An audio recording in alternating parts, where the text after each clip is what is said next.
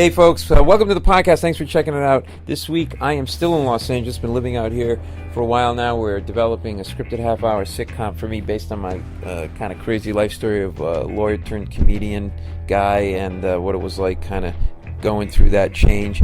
And first, living in California, very nice. People very nice. Terrible bag policy. It sucks. I hate it. Basically, you have to pay for a shopping bag at a supermarket now. Not a big fan. And you have to negotiate for these things. So I'm giving you a little rant here because I'm annoyed, and if I don't do this, I'm going to snap and kill somebody. But I had 8 items on the express lane belt, and this guy says to me, you want a bag for those? And I'm like, yeah, it's 8 items. He goes, you want a bag for those? Like I was crazy. Yeah, it's 8 items. You want a bag for those? Yeah, it's 8 loose items. I'm like, no, you know what? I'm from Africa. I'm just going to balance them on my head as I walk back to the village, okay? No. You know what? I have an armoire in the parking lot. I'm going to put it in that and drag that home with me. And then there's self-bagging. That's the other thing they have you do here, which, look, I don't want to do a corporation's job. They're just trying to save money on employees at our expense and our inconvenience, okay? I don't want to self-bag. I'm doing the same job that I was doing 20 years ago in high school, and I'm not even high doing it this time. What's next? You go to the meat department, they hand you a cow and a shotgun and tell you to go at it? Anyway, if I get arrested, that's going to be why. Listen, my guest this week, before I get to him, I hope you heard John Rigi last week. We've been having a Hollywood-themed podcast the last few weeks because I've been in L.A., so I want to expose you to Hollywood people who make Hollywood television shows and movies. And John Rigi, producer, writer, comedian who's worked on such shows as Will and Grace, The Comeback on HBO, was executive producer on 30 Rock. Really, really funny guy. Great stories about how television is made, working with Alec Baldwin, Tracy Morgan. He's got a great story about taking his mom to Paris. Check it out. I want to give you guys insight into how stuff gets made in Hollywood. So this week, my guest is Stan Wertlieb. He is a major film producer who works through Grindstone Entertainment and Lionsgate's films and has produced such major hits with such major acts as Robert DeNiro, Bruce Willis, Samuel L. Jackson, Nicolas Cage, John Cusack, such films as The Frozen Ground, Reasonable Doubt, The Prince. Really cool conversation with Stan about how he rose to prominence from humble beginnings in Washington, D.C., and really cool, amazing life story of him kind of traveling the world, figuring out what he wanted to do, and ultimately becoming one of the biggest producers in Hollywood. And he gives us insight into how films are made. So check this out. It's a really cool conversation. I'm glad you guys are checking out the podcast. Tell your friends about it, and enjoy the conversation, everybody. I'm here with Stan Wertlieb, partner of Grindstone Entertainment, which is affiliated in partnership with Lionsgate Films. Right. And you thought I was Paul Mecurio, the Australian actor. We met. We're sitting there at a bar. First of all, I got to We're say... in Los Angeles, right. By the way, everybody. First of all, just so you know... This is a big movie guy we're talking to, a big movie producer. The office is in Santa Monica. Mm-hmm. Now you're here, so you see what I was talking about. Right. My friend decides to have a March Madness event in Hollywood. Larry Shapiro, my manager, your yes, friend, who's a wonderful guy. He should be here instead of me. I told him I wanted him to do it with you. He goes, no, I want to do mine separately when we're with the thing. I'm like, okay. He's a little bit more narcissistic. So great guy. Yes. Really smart guy. So he decides to have his March Madness event at a bar in Hollywood on a Friday afternoon, which means I have to schlep from here, and you see where this is, to Hollywood on a Friday afternoon and get to District 13. I'm allowed to say where you can say whatever you want. Yeah. District 13, to a place where I have to be honest with you. And look, I've done a lot of shit in my life. I probably never would have been in that place. I never would have found that place. I wouldn't have asked anyone if I could meet them at that place. And sitting at the bar, intimidated, right? Because it's all kind of young guys, and Larry keeps bringing up all of his talent to me. Guys with great bodies who are young. Oh, there was one guy that walked in. Did you see that guy? He was huge. Just so, the guy walks in. He's about 6'3", black hair with black sunglasses, and then a sleeveless black shirt. And it was like, dude, and come he's on. Huge. And right? he's huge. He's right. huge. And I said, I wanted to fuck him. I said, you need to get in shape, right? And Larry said, "Oh, he does action movies. Maybe you can put him in a movie." And I'm, putting you under pressure. Yeah. I'm probably never going to put that guy in a movie, but trying to be a nice guy and going through that. He's bringing up beautiful girls to meet. I don't want to have to be in that situation. I have a girlfriend I'm very devoted to and I'm in love with. Right. And I'm sitting at the bar ordering sausage on a bed of arugula, so I'm not eating a gluten-full bun. He did say to us, you got to eat the sausage, Right. and he was right. The And sausage was really great. good. But he came up to you 3 times. Did you eat the sausage? Because I took him to another sausage place that he says Oh, is yeah, that's right, you got- third-rate sausage place, which I won't name, but it's the sausage at District 13 was great. So meanwhile, I'm sitting at the bar, and here you are, right? Just some schlep. Yeah, I don't know. With my arms not exposed, so I can't be an action which hero. was nice, which was nice. I didn't feel intimidated. And and I said it to Larry, your story is an amazing story. Yeah. I always think, because we all have our stories, but your story is an amazing story. And when I heard it, I was honestly intrigued by who you are and what you do. Because for a guy to go to college, to go become a lawyer, to be successful on Wall Street, and to say, fuck it, I'm going to be a comic and I'm going to write comedy, to me is amazing. An act, yeah. That's a guy with big balls. So Yeah. I was Thank intrigued. you. I was intrigued. And big balls guys usually go into action movies. Will you put me in one? Yeah, Right. Well, listen. You do not want to be in these action movies. They're Well, terrible. listen, I want people to know just some of the movies that you've produced and are producing. Vice, Bruce Willis, Reclaim. You've worked with Ethan Hawke and Ed Harris in Cymbeline, right? Which right? is just getting ready to... No, it just got released on Day and Date, right? The Prince, Bruce Willis, John Cusack, Jason Patrick. Right. Reasonable Doubt, Samuel L. Jackson. Dying of the Light, Nicolas Cage. You've worked with Nicolas Cage on Yes. The Frozen Ground. Which was a great movie. Great movie. I saw it, loved it. That was Nicolas Cage and John Cusack. So when you go to the movie theaters, this is the guy that is producing the bulk of the movies that you're seeing out there. Well, and we just started shooting today, and we just heard from our production guy who's down there on set. We're shooting a movie called Beyond Deceit with Josh Duhamel, Al Pacino, and Anthony Hopkins. Wow. Yeah, and the shooting in New Orleans. So we're really looking forward to that also. Josh Duhamel's going to be pinching himself working with those two Yeah, veteran actors. you know what? And I'll show you the picture because the kid this morning, he sent a picture of Josh in his first scene with Al Pacino, right? Mm-hmm. And it's a pretty amazing shot, because Al's in his office and Josh is sitting across the desk. Oh, my God. Yeah. So we hope it... Listen, you never know how they're going to turn out. Well, I That's want the to talk problem. about the process with you and sort of, and also your background. But for people who don't know, they see that credit, executive producer, produced by. Explain a little bit what you do and what is generally, start to finish, the time frame from the time an idea gets pitched in either as a written script or a script is pitched, the concept is pitched, and then the script is written to getting it on the screen and the public seeing it. What Grindstone does, and we're kind of a special situation because we're partners with Lionsgate. So They've produced the Hunger Games and all that Hunger stuff. Games, Divergent, Insurgent, all of the Saw movies. I mean, Lionsgate's a pretty big, successful company, and we were fortunate enough to become partners with them about 8 years ago because my partner and myself, Barry Brooker, who's my partner, we had different variations on this company, acquiring movies and distributing them either through the studios, whether it was Lionsgate, Sony, or Fox or something like that. And then Lionsgate came along, became our partners, and now everything that we do is released by Lionsgate. When you say acquiring, are you meaning the movie's essentially already been shot? And Movies have been shot. And you acquire the We rights. acquire the North American rights. We look at them to see if they're marketable, and for a long time we specialized in horror movies because we had a partnership with Sam Raimi and Rob Tappert, the guys who did Evil Dead, Yeah. and really, really a great team of guys. How do you get a sense if a movie is marketable? God, I've been doing this for Research groups? so long. These focus groups are bullshit. They're bullshit. They're people who want to make $50. They're bullshit. They're bullshit. I mean, basically... I'm glad to hear you say that. No, they're bullshit because, on the movies that we executive produce, we will go out and do research screenings.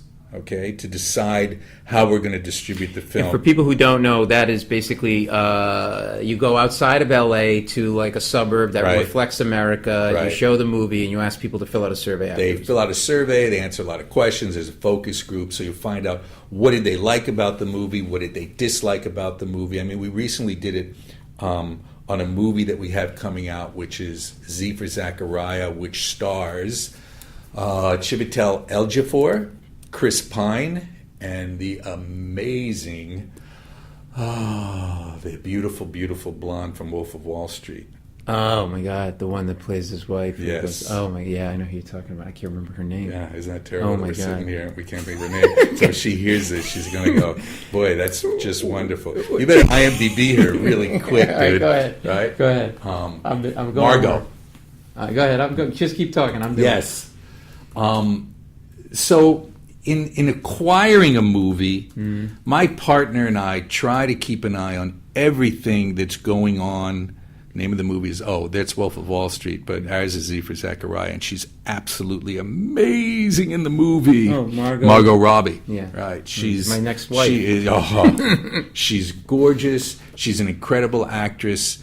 And, I think people had a certain impression of what she was all about from Wolf of Wall Street. But then if you go see our movie, Z for Zachariah, she is truly a fine actress.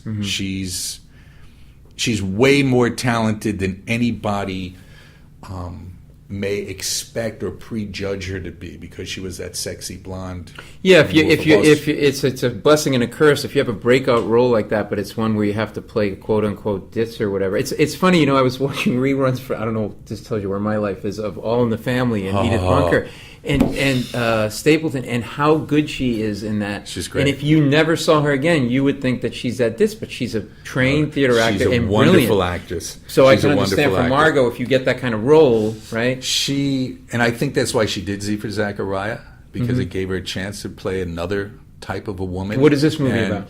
Z for Zachariah is basically, it's the end of the world and there's 3 people left. And it's her on a farm where she survived. And then you have Chiwetel Ejiofor, wonderful, wonderful, wonderful actor who comes along, and they start to rebuild her little homestead. And out of the blue, a third guy shows up, Chris Pine, right? Of all the guys that got to show up, Chris hot look Pine. Chris Pine. Why it could have been Danny DeVito? Right. Had to be fucking Chris Pine. Muscles bulging. He's dirty and piercing sweaty. blue eyes. Yes. Yeah, that's him, man. Crazy. But it's a good movie and it's worth seeing. It's directed by the gentleman who did a movie called Compliance, which was a pretty outrageous movie about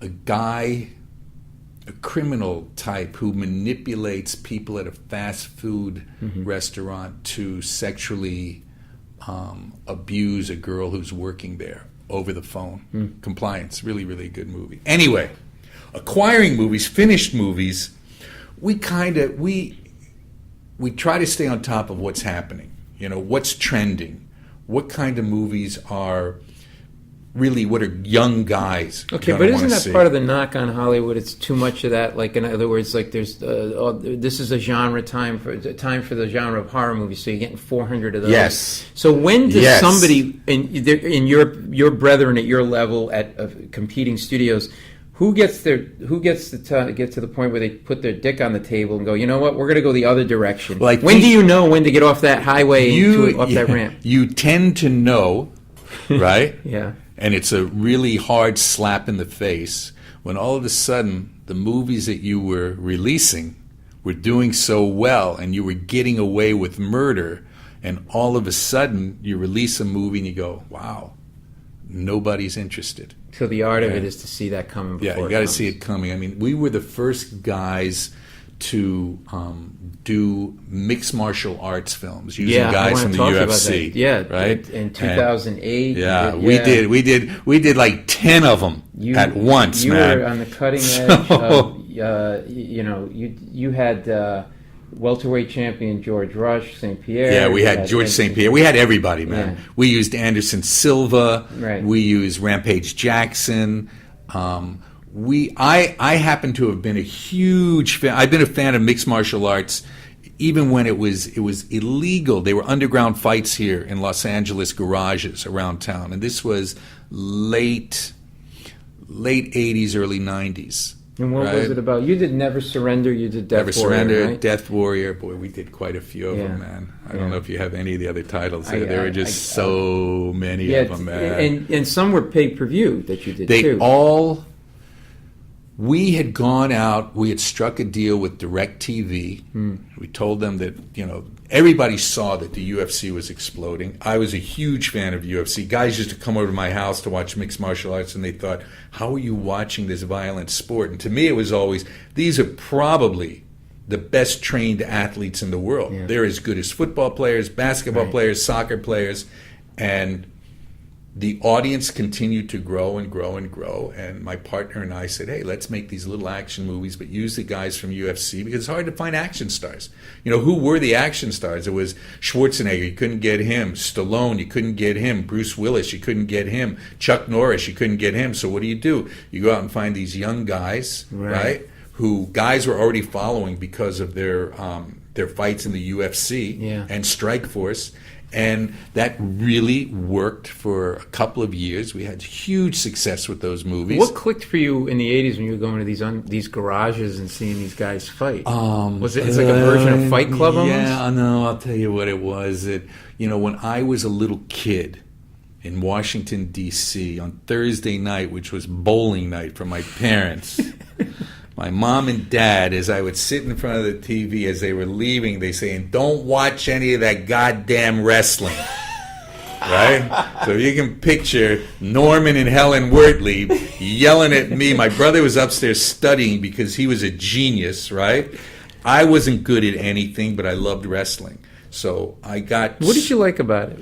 It was the show, man. It was the characters. It was the storyline. Who were the characters then for you? Back then, Bruno Sammartino. Oh, yeah, I remember that name. Oh, God. My father liked him. Johnny Valentine was one. The Fabulous Moolah was a female wrestler. Georgie Animal Steel. Fabulous Moolah. I remember going to American University. I know you know that area. To see her wrestle, and I came in and I started booing her. She went into her armpit, got sweat, and flung it in my face. And you never washed your face again? I never again. wanted to wash it. And believe me, Moolah was nothing to look at, But I just became, it was... It transported you in some way? Yeah. Took me into a fantasy world, Look, you were an actor. Was that the thing that triggered the desire to act, you think? I was an actor by mistake, all right? First of all, you got to understand something. I grew up in the 60s and 70s. So most of my teenage years, sorry, Mom and Dad, they know it, was spent on acid and mescaline and peyote, smoking a lot of pot. The high school I went to, Bethesda Chevy Chase High School, was known across the country as the high school for potheads. Seriously? Oh, yeah. I think that I took my science final on 2 hits of chocolate mescaline. I was lucky to get through school, and I was following a brother, an older brother, who was a genius. Yeah. He was a genius. All he did was study and go to school, and that was his thing. And my thing was chasing girls and doing drugs. And that was pretty much... I was lucky to graduate high school. Yeah. Somehow I got decent SAT scores. I was visiting a friend at Graham Junior College in Boston on a winter's day. I think I'd been rejected from every college I had applied to. BU rejected me. Antioch rejected me. Colby College. All these DeVry schools. rejected you. I don't know if DeVry was around. But you couldn't keep the tools. I kept trying to find what school would take a hippie. What school would take a stoned hippie? God, you seem like the farthest thing from a hippie. Now, I mean, you're a really cool dude. Oh, but this is great. I want people to hear this because, especially if you're young. Like I thought I had it figured out. I was on Wall Street, and then in my mid-late 20s, I'm like, this isn't for me. And you're here. You are not a great student, a stoner, whatever, and running a major motion picture studio worth of millions and billions of dollars. So there's hope for people. There's hope for everybody, I think. If you could make it, yes. No. If I was talking to a guy on Sunday in Santa Monica, And I was going, dude, you know what the funny thing is that I'm really not trained to do anything, you know? I graduated from UCLA. So that's where you ended up getting That's right. And I went to Emerson College in Boston first, and that's where I got into acting. I had hair down to here. I was skinny. I wore the same pair of blue jeans for about 2 years. You could smell me coming, right? Fried boots with leather stuff hanging off of it. I'm walking down the street by Emerson College, and there's a guy there, wonderful, wonderful guy, and he says, "Hey, my name's so-and-so." He says, "Are you in the acting department?" I said, "No, I'm not." He said, "Well, we're doing a play called Women at the Tomb, right? It's a story about Jesus." And he said, "You know, all you got to do is lay there, and we'll just see your hair coming out from under the sheets, and the women will be rubbing oil on your body and saying prayers and stuff like that. Will you do it?" I was stoned at the time, so I said, "Sure." And you think you get a free oil massage? Why not? Did you get a little bit of a hard-on when it happened? Yes. It was the rise of Jesus, man. I love I'm telling you. It was the rise of Jesus. It was the first thing I ever did at Emerson, right? After the show, I went up to the guy. Boy, I wish, I'm 61 years old, so remembering names is tough for me. But I went up to the guy and said, "So, this is acting?" And he said, "Yeah, we're doing shows all the time. As a matter of fact, I'm going to do another show that you would be perfect for, Waiting for Godot." Right? Because I had crazy hair and they wanted me to play Lucky. Yeah. Right? I don't know if you know Waiting for Godot, right? It's just a long speech. Yeah. Lucky is basically the guy on a leash, and and you have this huge existential speech. I didn't know what it was about. I had no idea what it was about. Well, between the acid and the pot, you'd think you'd be able to figure it out, right? Somehow, some of it made sense to me, and I said, "Okay, I'll do it." And I ended up going from that show into that show, and did an Emerson touring company of hair, right? Because again, I had long hair and I played Burger, and it was just one thing after another with no training. Now, did you feel at that point this is right for me? I mean, aside from, hey, you get the chicks and it's cool, but like, did it feel work-wise, like vocation-wise? Listen, I was going to school to get a diploma to give my mother. Okay? There you go. Well, that was a lot of people do that. Okay? Yeah. That's why I was going to school. And I knew if I didn't get a diploma... Nice Jewish boy. Yes. I would disappoint her. And I didn't want to disappoint her any more than I had already disappointed her. And I went from doing that, one show after another. There's a rush from it. You get that dopamine rush. I'm a guy who needs that dopamine. And I said, "Hey, this is what I'm going to do." I go back home after 1 year of school at Emerson, and I try to audition for Clown College, for Ringling Brothers. This gets better. Oh, my God. Seriously? I did not get accepted because I wasn't really acrobatic at all. But I did. What kind of things do you have to do? First of all, you had, and where's in Sarasota, Florida? I think is where the Clown College is, right? And I saw this ad. Ringling Brothers is looking for people who want to go to Clown College in Florida. I love this so much. I went, perfect. Yeah. Right? Don't have to go back to Emerson. I'll go to Florida. I'll be in clown school, right? You fill out a form, and then they have you doing pratfalls and put you in different situations. I was terrible at that because I was never really a good improviser, right? Sorry, you just don't know how to do a split the right way. You No, can't fall on your back. I couldn't do any of that stuff. God. Meanwhile, they had all of these very acrobatic men and women there were doing all kinds of stuff. Oh, so it's not just like you got to learn how to put makeup on and a big red nose. No, it's a lot of stuff, man. And it was another way for me to escape from living a life that I had no idea what I wanted to do. Right. Now, would your parents sit you down and say, "Hey, why can't you be like your brother?" Yes, that whole are thing. You kidding? It was. What'd your brother end up doing? Oh, my brother ended up. He just retired. He runs a clown college. No. Well, kind of. Head of the psychology department of Tufts University. Oh my God. Just retired. Wow. Retired. Good for him. Yes.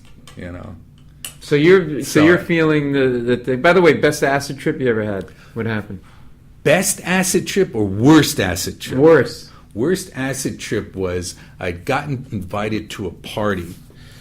I was dating what I thought was probably the most beautiful shiksa at Bethesda Chevy Chase High School. Yeah. She was tall and blonde and sexy, and she was into having sex. She turned me on to Neil Young music, Cinnamon Girl and Down by the River. Oh, yeah. She would take me up in her parents' attic, right, to have sex after school. I stopped my guitar lessons. I wasn't showing up at home. My parents didn't know what was going on with me. But I was in the attic of Dee Dee Dorn's house. We always remember the name of her. I'll never forget. Yeah. I'll never Dee Dee forget. Dorn. Dee Dee Dorn. God, I wonder where she is today. If I'm 61 and she was a year ahead of me, so she's in her mid-60s, so I don't know where Dee Dee is. I hope she's alive and happy with children.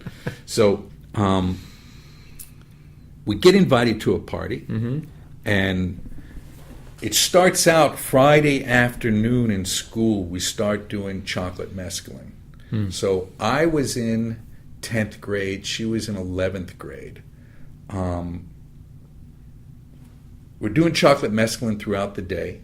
I don't know if you've ever seen chocolate mescaline. It was mescaline they were mixing with Nestle's Quick. And you would just lick it, snort it, do whatever you wanted to do with it. Okay. And got invited to a party where a buddy of mine, a really, really good guy, but he was kind of an outcast as I was. But I had this girlfriend, so I got invited to the party.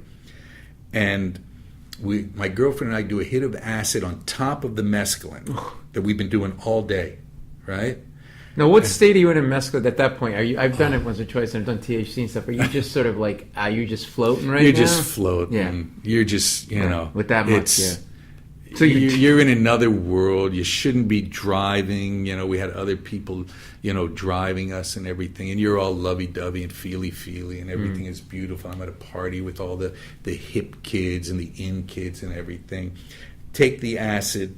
It was blotter acid, a little thing. And all of a sudden, I keep looking at Dee Dee's face, and it's melting. Melting really? and that's not a cliche. No, horrible. It was horrible. And I kept turning away. You always try to get yourself under control. And I'm looking at her, and it's melting and bleeding, and it's horrible. And I tell her, I can't even look at you, right? Now she's getting upset. She starts crying. She wants to leave the party. I call my buddy, Chucky Goldsmith, Charles Goldsmith. I believe he still writes for the Wall Street Journal in Europe. I love this. Right? I call him up. I say, Chaz, I'm so fucked up. He picks me up in his sister's Z28 Camaro, white with an orange racing stripe. Wow. Drives me around Rock Creek Park all night until I finally came down. Wow. Just so everybody knows, I do not do drugs anymore. So no, that's how he picks scripts. Yes. Well, because he does acid in the morning. It has certainly influenced my life. But so I leave Emerson after 1 year. I think I'm an actor. Okay? I don't get into clown college. There is an audition for a rock musical called Senior Prom at the O Street Theater. This will get into Anthony Abison for you also. It's a 50s rock musical, almost the same as Grease. And this is taking place in D.C. This is taking place in D.C. Grease at the time was in Chicago. Right. Okay. Right? Out of nowhere, I get cast as the second lead greaser. You must have been good. You keep going like, Dude, because of my hair, because of my hair. At some point, I think it was. Come on, they're not just hiring you because of your hair. Maybe And because you're giving them all. Are you giving them all acid? Maybe? I sang a song from Hair, right? And as a matter of fact, the director of it, Jack Hofstas, who's a wonderful guy, I think he went on Broadway to direct Elephant Man, as a matter of fact. The first version of Elephant Man on Broadway. I get cast in that.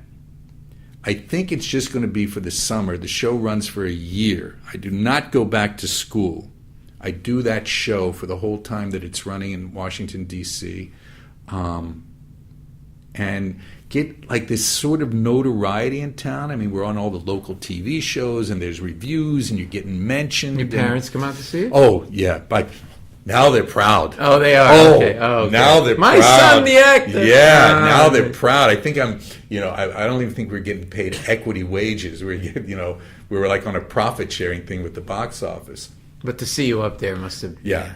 Brought my grandparents, my and uncles, so then you my start aunts. feeling better about yourself Yeah. vis-a-vis those relationships. Yeah, and I think that this is what I want to do. And this is how I meet Anthony Abison, because the woman who's running the theater, just to get into this, 1973, bro. Again, Jesus. you were not around. Right. And now, for people who want to know, Anthony Abison is an acting coach that I had and have had, and he's a very sweet man. And before I did this interview with you, I got a text from you saying, "You know Anthony Abison?" I go, "Yes. Well, I have a story for you.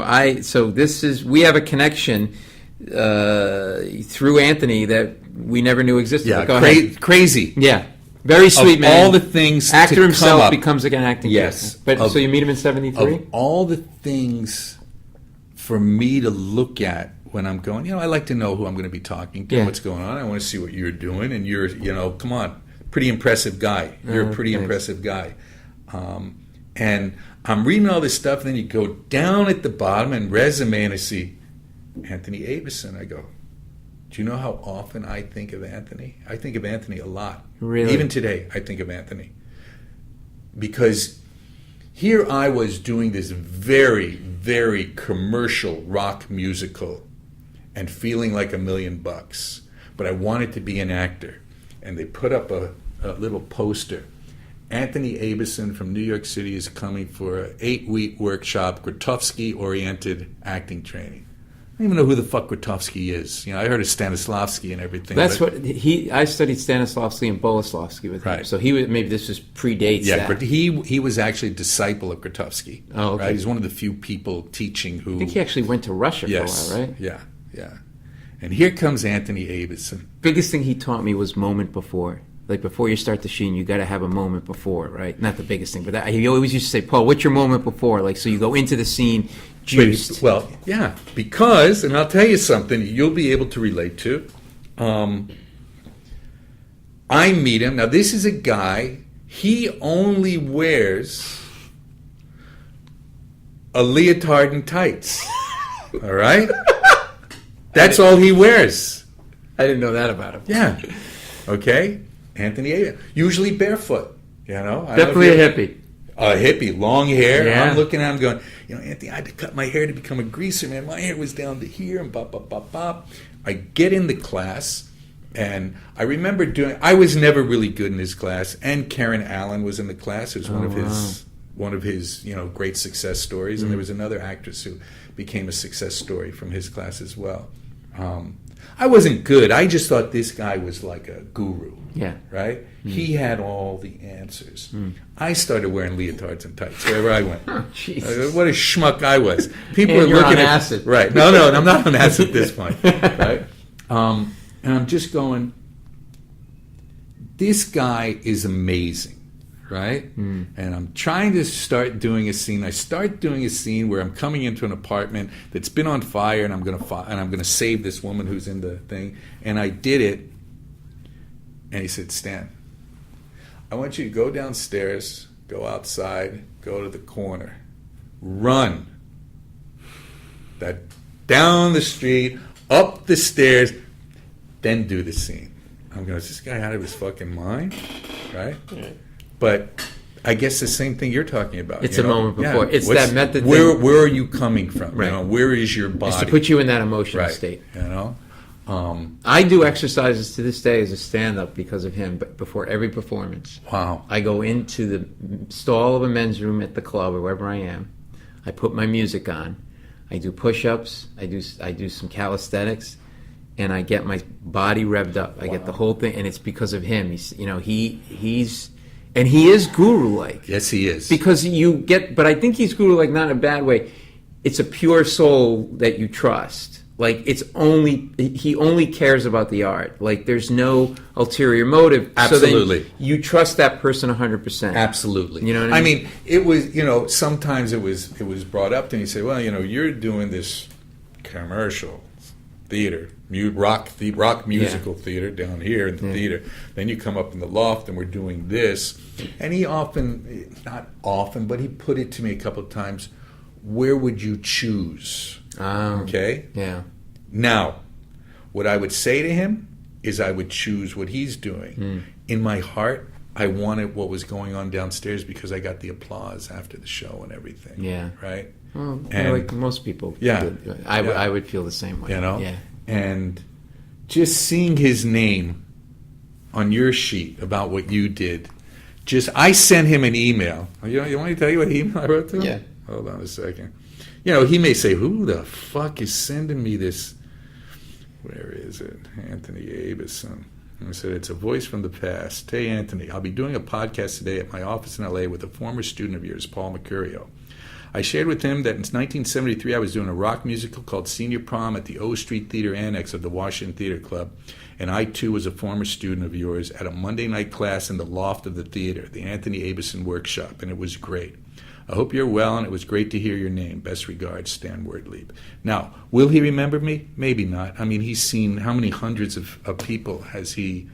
Get out of here. Call has been forwarded to an automated voice messaging system. Hang on.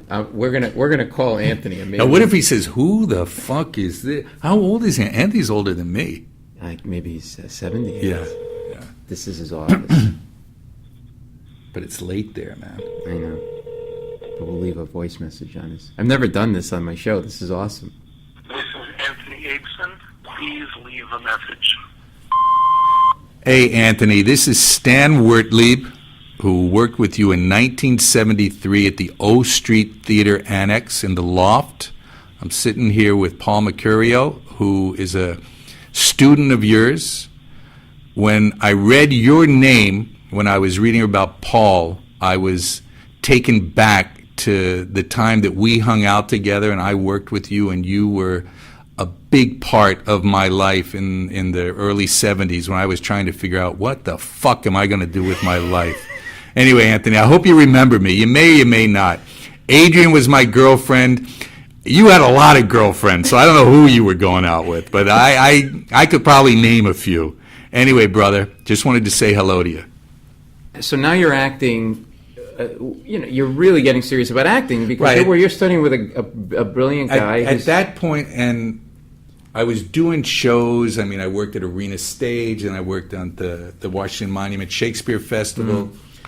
And then I decided to go back to school to keep trying to get that diploma for my mother. So I went back to Emerson for a year. I did a semester out here in LA working with an acting teacher named Lorene Tuttle. I don't know if you know who she is or not. She was an old actress. She was a great acting teacher. If you ever watched the original Walking Tall with Joe Don Baker, again, you're probably too young to... Oh, but I've seen that in repeats. Right? She played Joe Don Baker's mom, but Lorene Tuttle was on so many movies, and I managed to talk Emerson into giving me college credit for coming out to LA and taking acting lessons. And I had a girlfriend here as well. That's the making of a producer right Yes. And when I came out here, I realized that I loved it so much. So I just figured out how to move here, and I got accepted at UCLA, and I finished school at their theater department. Good for you. And that's a tough theater department. Yeah, You did good. Yeah, it was. Your parents came out. They must have been very happy to see you graduate. When I talk about UCLA, I was so stoned most of the time, and chasing girls. I would do a show were you here, running away chase from it. something? What was Yeah, going on? I've been running, man. We all do, but I mean, what was it at that time where there was so much of that you were? What were you burying? I think that if we're going to get And if you don't want to answer, no, you don't no. I don't mind getting into that. It's I was constantly looking for approval outside of myself. Okay, because I never really felt good about myself. I'm not blaming anybody. A lot of it goes back to my family experience. But hey, that's life. Yeah, you got a bright brother. You got to keep getting compared to him. And all that stuff. Yes. And so I basically was running away all the time. I was running away. So rather than look at yourself in the mirror and feel shitty about yourself, it's like, let me look in the mirror and either see my face melting from acid or feel good about myself. Or have a woman telling me what a good boy I am, what a wonderful guy I am, how nice I am, bop, bop, bop, bop, all really bullshit stuff, but stuff that I kind of built my life on. And went through getting married and divorced a few times, never any kids, and I was not successful as an actor. I did a couple of really, really low-end movies. Was it because you weren't disciplined because you were stoned too much? All of that? You were between that and the women? I think I just wasn't good at it. I wasn't good at it, Look, Larry tells you the story of when Paul Mazursky, I had a casting interview for Next Stop Greenwich Village. I was so excited to go in for this. And I go in and he tells me, too Jewish. From Paul Mazursky. From Paul Mazursky. And I believe in Next Stop Greenwich Village, who was the guy who ended up getting the part? Lenny, I can't remember his name. To me, Lenny looked a lot more Jewish than I looked, right? There was another movie that I went for called Chicken Chronicles. And who was the actor that beat me out at the time? I was so excited. I thought I was going to get that one also. The kid from Police Academy. What's his name? Gutenberg, right? So, I mean, basically, I was always sent for the same type of shit, right? With this. So how do you go from, now you're acting, and I know around 30 you said you met a woman like chuck it, go to Europe. What had happened was I transitioned from being a waiter to support myself at pretty much the hottest restaurant and nightclub in LA at the time, which was called Carlos and Charlie's up on Sunset. I went from doing that to managing high-profile nightclubs, okay, where I was around the absolute in crowd, all the stars, everybody. I was running these places. So this must be like Paul Newman or any of these guys. Frank Sinatra, Sammy Davis. Wow. Oh God, who they were? Yeah. Anyone who was anyone was there in those places. It was Carlos and Charlie's. The club that was associated with it was El Privado. And what did that do for you? That you got exposed exposure, to right? And then what did you do with that exposure? With that exposure, I went from running club to club to club, right? Higher profile in the nightclub scene and in management. And I ended up meeting a very, very wealthy guy from Germany because the Beverly Hills Hotel had called me one night to let this guy into a private club I was running, which was called Pips on Robertson Boulevard. And I said, there's nobody there. I can't let him in. It's a private club. And we had like a deal with the concierge of the Beverly Hills Hotel. I finally said yes. The guy came here. He was a very wealthy guy. I had no idea what he did or what his business was. He was surrounded by beautiful women. We kind of became friends. And one day, as a gift, he sent in a guy who worked for him who said, hey, he would like to give you a gift of a vacation. Where would you like to go? I went, gift of a vacation, right? And the guy says, hey, man, the guy's got an incredible house in Saint-Tropez. You ever been to Saint-Tropez? I went, no. He said, send him a telex. You probably don't even know what a telex is. That's just one step up from the Pony Express. Right. Send him a telex you'd like to go to Saint-Tropez. And I ended up going to Saint-Tropez with a couple buddies of mine. I remember landing in Nice in the airport. One of the most beautiful women in the world is holding a sign with my name on it. And she says, are you so-and-so? You're a friend of... And I went, yeah. There's a helicopter waiting. Takes us all up and down the Côte d'Azur to see everything. Lands in Saint-Tropez. Another limousine picks us up, takes us to a villa. It's all women there. He's not even there. And they say, He'll be here in a couple of days. We're just going to fix your lunch. You'll have an apartment on the port. This is I'm a Jewish kid who doesn't know from any of this shit. You were making out with Dee Dorn. Right. And I got two buddies of mine, right? Real schnurrs. And they're going, hey, you're good to him. He's good to you. That's the way it's supposed to be. And I'm going, I don't even know this guy, right? And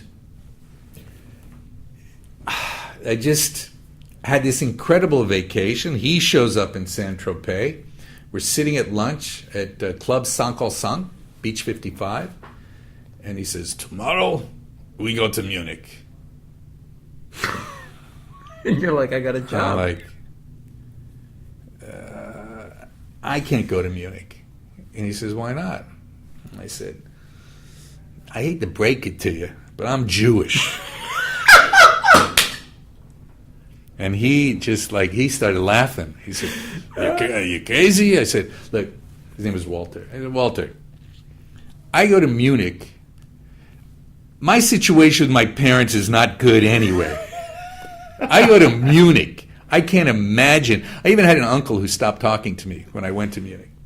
So he said, we go, it's Oktoberfest. And I went for Oktoberfest, and they're on a private jet, and we all have suites at the Hilton on the Park in Munich. Beautiful, beautiful place, and go to Oktoberfest. This guy is living, he's a multi-gillionaire. I am not going to go into what his business was. He has a business partner who is a woman who is a bit older than me. And, I end up having an affair with her. Wow. She had a beautiful little boy who I fell in love with, who that little boy today is now a Barack Obama. No, it's not Barack Obama. He on a Rhodes scholarship to Oxford. This is a little German kid, right? Raised by a single mom. He is a genetic engineer. Wow. And he deals with all things, with brains. DNA? All kinds of stuff, right? And how long do you spend in Munich? 5 years. 5 years? 5 years. I'm thinking like a month or two. This is good. Well, I stayed there and I went back. Right. And then she says to me, because we're going back and forth, the love affair is going on, she says to me, you don't have to work so hard to make a living. You can come live with me in Germany. And me, being the schnurr that I am, I go, don't have to work. When I was only 31, 32 years old, I'm like, I'm retiring. I leave a girlfriend. I leave all my friends. I give a buddy my apartment. I leave my job, running really the highest profile nightclub in Beverly Hills at the time. And I move there into her home with her little boy. And after about a month, I want to blow my brains out. Wow. I don't speak German. I have no friends. You're isolated. I'm isolated. I'm like a dog on a leash. Right? And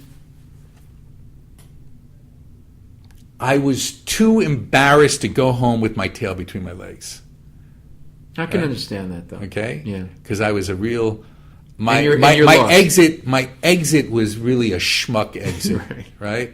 And I was pretty lost. I didn't know what, I used to stand on the street corners talking to myself. My only friend was her little boy who, he was going to an international school, so he spoke English and German. I was learning how to speak German by watching old episodes of American TV that was translated into German. And I knew what they were saying, and I would just end up putting it all together.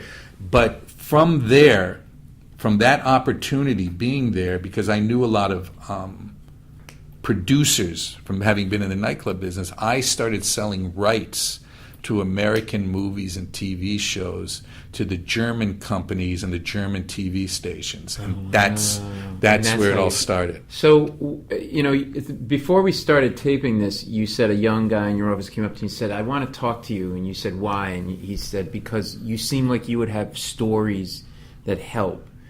And these are all fascinating stories, but I'd like for our listeners, before we have to wrap up, if you have perspective on yourself, and sometimes it's difficult, how all of that, and I'm sure there's even more to your life story, kind of informs Can we what you do do part now. 2, part 3, and part 4? We could do part all 2. right. I've done 2-parters. I'll come back, man. I'll do a part 2 with you in a heartbeat because we could talk for another. Oh, we could talk God. for another hour, but you know, in the context, because the great story about this is all of that and where you are now and how proud your parents would be of you. And frankly, if you weren't a huge, you know, a movie producer, your parents would still be proud of you. But how does all of that make this work for you? How are you good at that? What happened was... Because there's a million people out there, not that a million people listening to this, in this same boat, right? There's a lot. I was in this boat. Right now, there's somebody in that boat. I don't know what I want to do. I think I want to do this. What do I do? I didn't know what I wanted to do. I knew I wanted to be successful. I knew I wanted to achieve and do, you know, because being an actor who wasn't making any money and excelling at being a waiter, maitre d' to a manager, you know, general manager of nightclubs and making money and having that kind of profile. So I knew I wanted more for myself. When I went to Germany, I gave everything up to be in this position. Now I really had to build from nothing. But don't you think you developed a certain people skill, especially in the jobs as managers, to be able to size people up quickly? And it's essentially, as a producer, and I want to tie this in for our listeners, you have to be able to read a script, get a sense of the writer, get the right director, have a say in the actors. How do all those pieces of the puzzle fit together?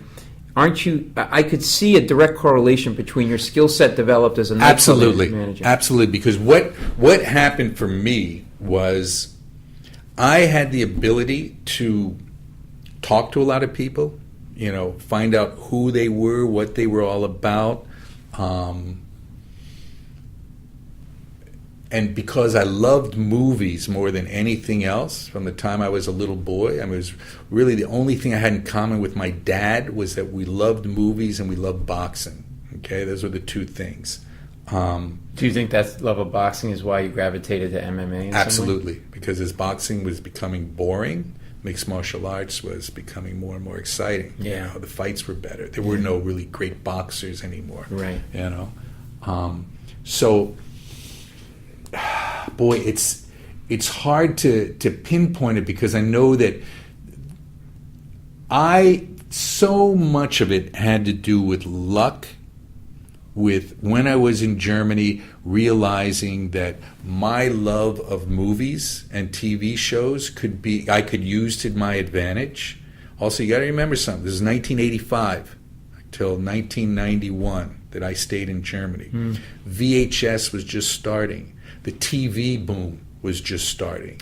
They needed programming. I realized that necessity. I had contacts in the States. Between acting and everything else you're doing here. Just from knowing so many producers at the nightclubs and everything. Either producers or guys who were reps for movies and TV shows and stuff. And I just managed to put all of that together somehow. I started 2 video labels in Germany. And from there, a big theatrical distributor hired me to start as an acquisitions guy for them. I started acquiring American movies that they were buying to be distributed for the German-speaking territories. Again, from that position, and working with going to Cannes for the festival, going to Milan for the film festival, coming to L.A. for the American film market, going to New Orleans for different TV shows. How do you know what's to sniff out then? Like, so you're at Cannes and you're seeing a myriad of films in different genres and all of that. How do you know? You don't have instant market research available for you. None. So is it all gut? It was so much of it is gut, and so much of it is what is trending. You know, what is it that the kids seem to be interested in, right?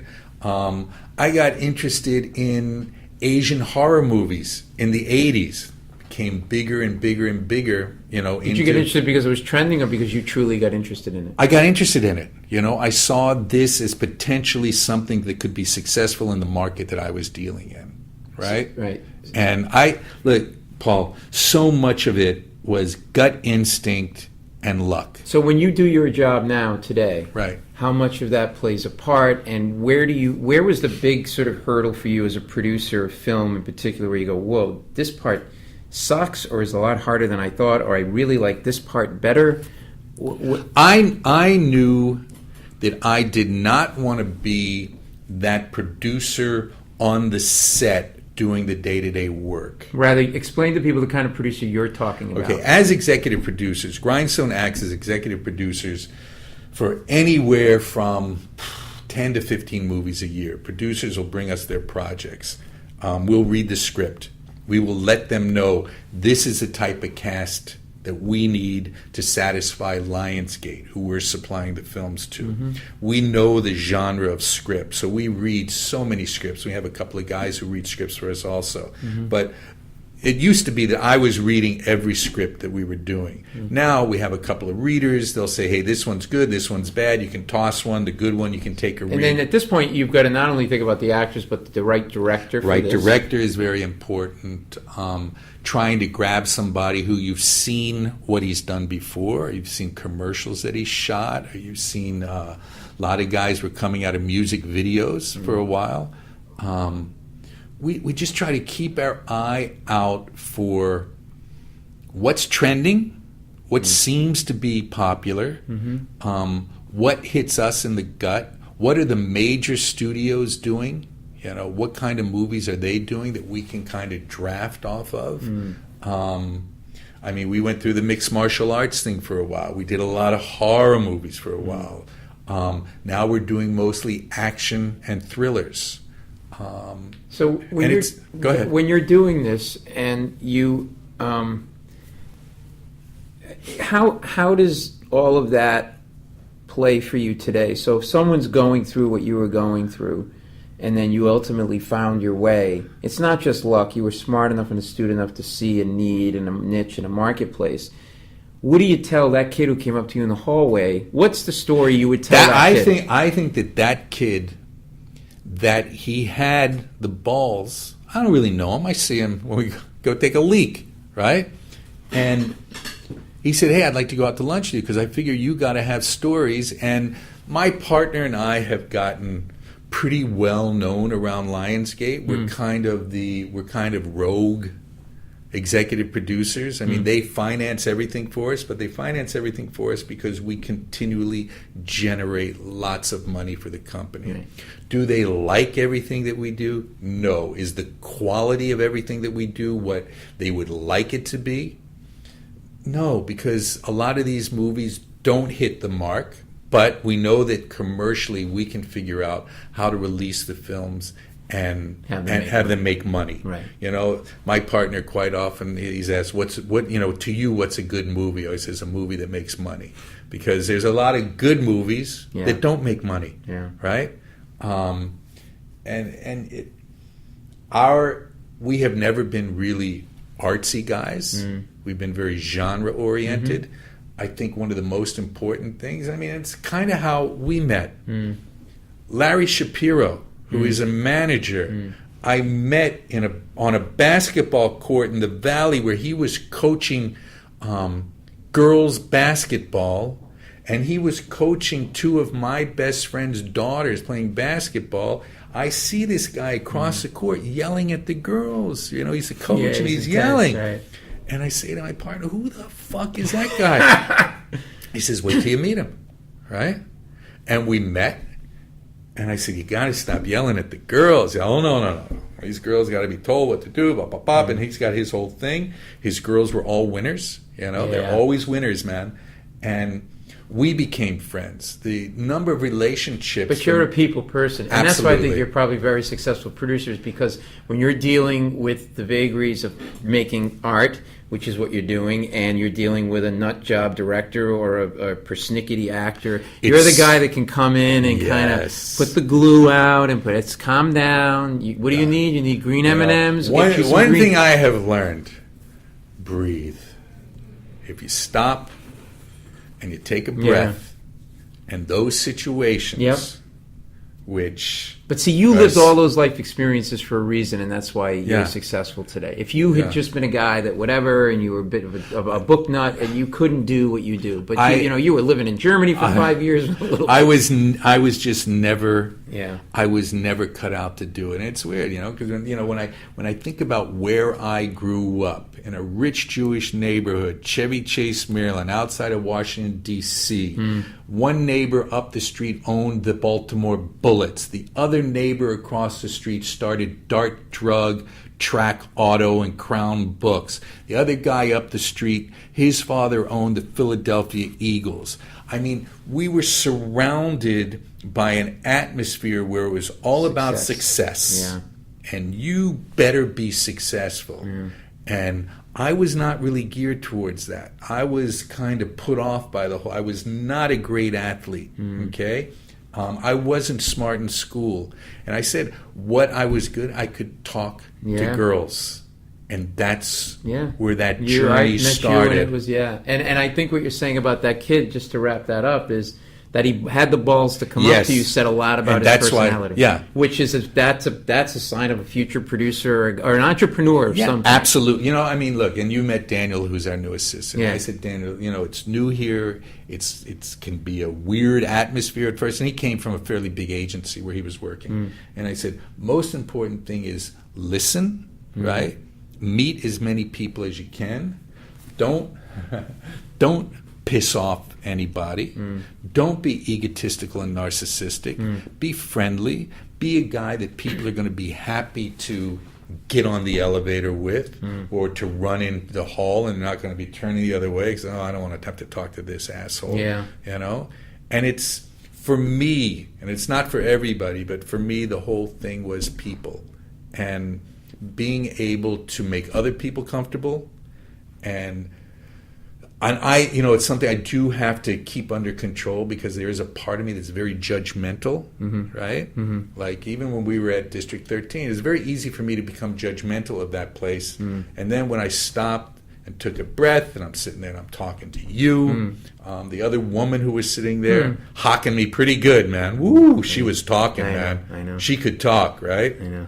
I felt bad. Larry says, she can't finish the screenplay after 2 years. I can't. I said, Larry, you've been working on that screenplay for 2 years. It's got to be finished sooner or later. God. But look, I thank God. I really do. And I'm not a religious guy, but I do thank God for the gifts he has given me, because in light of the insane life that I've led, and certainly a lot of guys who I grew up with are dead. They are, in bad situations. And at the end of the day, I have been really, really fortunate. Well, you're good too, and I think it's a great story. I want to do another episode with you because I know you've got to run. We're actually, I promised my girlfriend we're going out to dinner tonight. And I held you over a couple minutes, it's all right. But because there's a whole other episode of just talking about your experiences as a producer and producing films and. Hey, I would love to do it. I would love to do it. We can concentrate on the film stuff. But your life itself is a film. But you're the best. I thank you for doing this. Is Stan Wertlieb, Grindstone Entertainment. And he right now, after you listen to this podcast, if you're going to a movie, chances are you're seeing Stan's movie.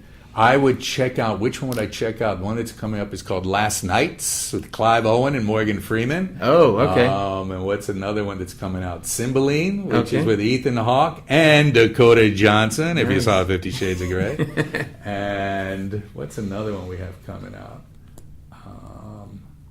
I don't know. All right, you go see it. Stan Wertlieb, thanks. Thanks. All right, that was Stan Wertlieb. How cool is that guy? Right? So if you're not sure what you want to do, don't sweat it. You end up being a big-time Hollywood producer, making billions of dollars and working with major stars like Robert De Niro and Bruce Willis. And we're going to talk more with Stan. I want to do another conversation with him and get more in-depth about how films get made. He's got some really great war stories about that. Hope you enjoyed it. Go online. My website, paulmecurio.com, has all my tour dates and my new CD, It's Not Me, It's the World. Check that out. Follow me on Facebook and Twitter. Send the links around about the podcast. I'm going to still be here in LA working on my television show for me, so we'll be bringing you some more exclusive guests from Los Angeles in the upcoming weeks. Thanks for checking out the podcast, people. You're the best.